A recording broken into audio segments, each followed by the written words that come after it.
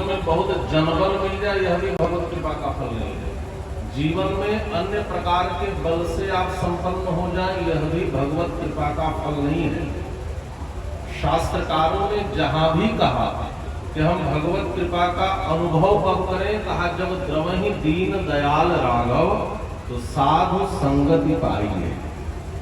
जीवन में जब भगवत कृपा होती है तब संतों की संगति प्राप्त होती है।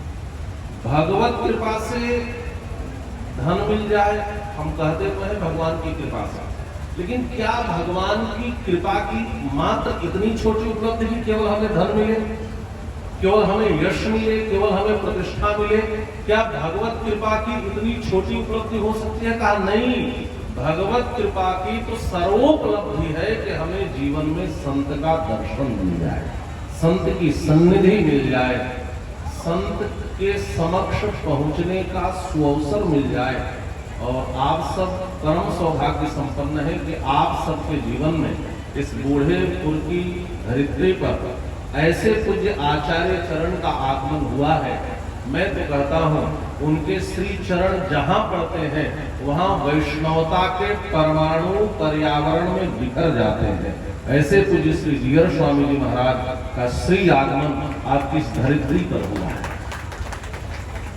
निवेदन यह करना है, पूज्य स्वामी जी का जो आदेश है, हर वक्ता किसी न किसी ग्रंथ को आधार बना करके आपके समक्ष एक चिंतन, एक विचार प्रस्तुत कर रहा है ताकि आपका जीवन भी आलोकित हो सके, अथवा कुछ न कुछ भगवान के गुणों की चर्चा करके हम भी अपनी आहुति इस महायज्ञ में अर्पित कर सके, ये उद्देश्य है।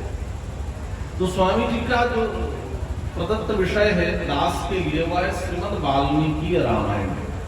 तो वाल्मीकि रामायण के आलोक में ही एक किंचित बात मैं आपके समक्ष रखूंगा।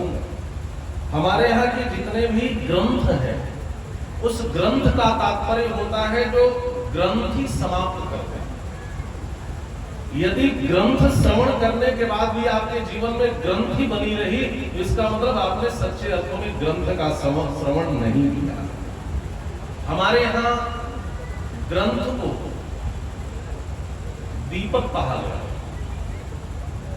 आप भागवत में भी सुनते होंगे, यस्यानुभावमखिल श्रुतिसारमेकम् अध्यात्म दीप मदिति ईर्षतान्तमन्धम् संसारिणां करुणयाः पुराण गुह्यम् तम व्यास सूनु मुकयामि गुरु मुनीनाम। भागवत भी अध्यात्म दीप है। रामायण को भी वाल्मीकि वदनारविंद गलितम, वाल्मीकि रामायण को भी अध्यात्म दीप कहा गया, भागवत को भी अध्यात्म दीप कहा गया, श्रीमद् भगवत गीता को भी अध्यात्म दीप कहा गया और श्री रामचरितमानस को भी अध्यात्म दीप कहा गया। इस दीप कहने का तात्पर्य क्या होता है? दीपक का कार्य क्या है?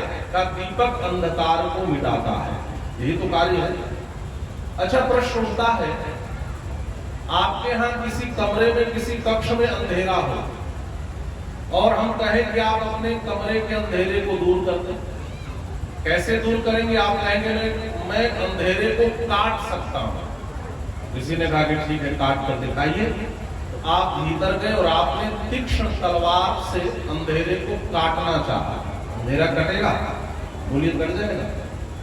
अरे गड़ासा चलाएं, भाला चलाएं, यहां तक कि आप AK-47 भी मार दें तो क्या आपके कमरे का अंधकार समाप्त होगा? नहीं होगा। उस अंधकार को दूर करने का उपाय क्या है? का एक नन्हा सा दीपक जला दें, वहां का अंधकार समाप्त हो जाएगा। एक बात निवेदन करो, यदि आपका घर 50 वर्ष से बंद है, उसमें अंधकार है, तो क्या हमें 50 साल तक वहां दीपक जलाना पड़ता है? कहा नहीं, जिस क्षण दीपक जलाएंगे 50 साल नहीं, 100 साल नहीं, 1000 साल का भी अंधकार होगा, वह उसी क्षण समाप्त हो जाएगा। उसी प्रकार से हम सबके हृदय में अज्ञान का अंधकार केवल इसी जन्म के 20, 40, 60, 80 साल का नहीं है, जन्म जन्मांतर के हजार नहीं अनंत वर्षों का भी हो, लेकिन जिस क्षण यह भागवत, रामायण या मानस या गीता जैसा अध्यात्म दीप आपके हृदय में जलता है, आपके अनंत अनंत जन्मों के हृदय का अंधकार समाप्त हो जाता है। यही अध्यात्म दीप का तात्पर्य है।